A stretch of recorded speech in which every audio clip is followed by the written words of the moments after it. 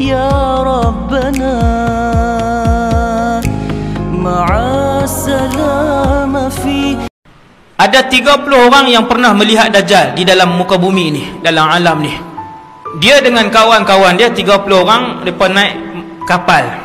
Pergi ke mana tidak diperincikan. Hadis ni tuan, ni hadis. Hadis sahih riwayat Imam Muslim.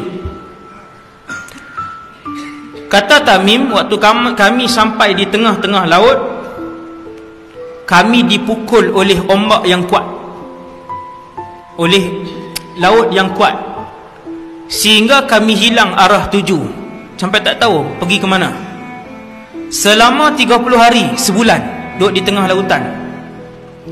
Akhirnya kami sampai di sebuah pulau yang kami pun tak tahu pulau itu di mana. Kata Tamim yang cerita ni, dia pun bawa turun bot, perahu, sampan, kapal besar, bawa turun yang kecil itulah, sampan tu, bot. Maka kami pun bergerak ke pulau tu untuk berehat, minum, cari air bersih dan sebagainya. Waktu kami tengah berehat-rehat, tiba-tiba keluar seekor binatang yang pelik. Binatang ini berbulu lebat sehingga menutup seluruh bahagian badannya. Kemudian binatang ni pun datang dekat. Bila binatang ni keluar daripada pulau ni, seekor saja, dia berjalan mendekati 30 orang tadi. Kemudian dia bercakap, siapa kalian? Binatang tadi.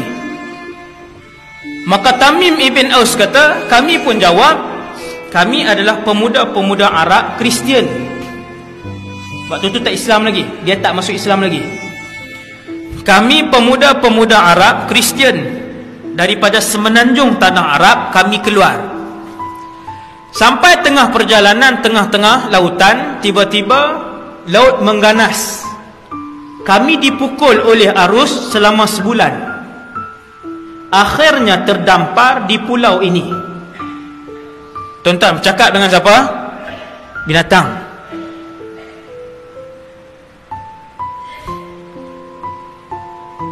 Kemudian Tamim pun bertanya pada binatang tadi, siapa kamu?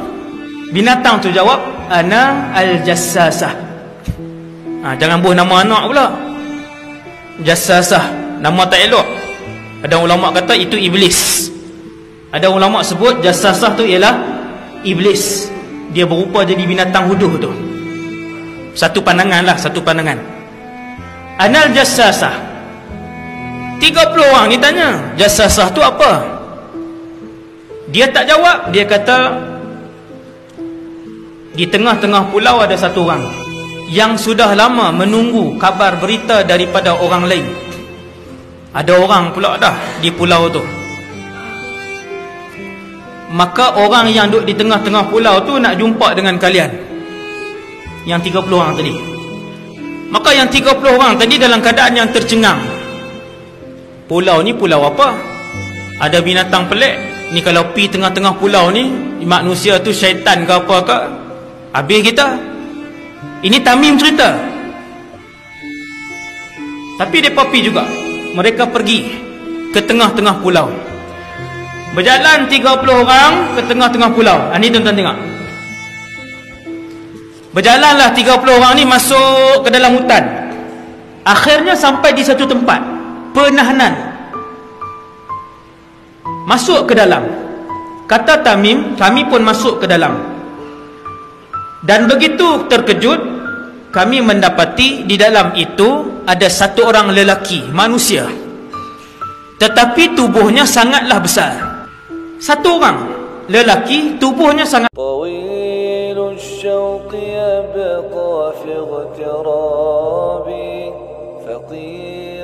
في الحياة من الصحاب ومن يأمن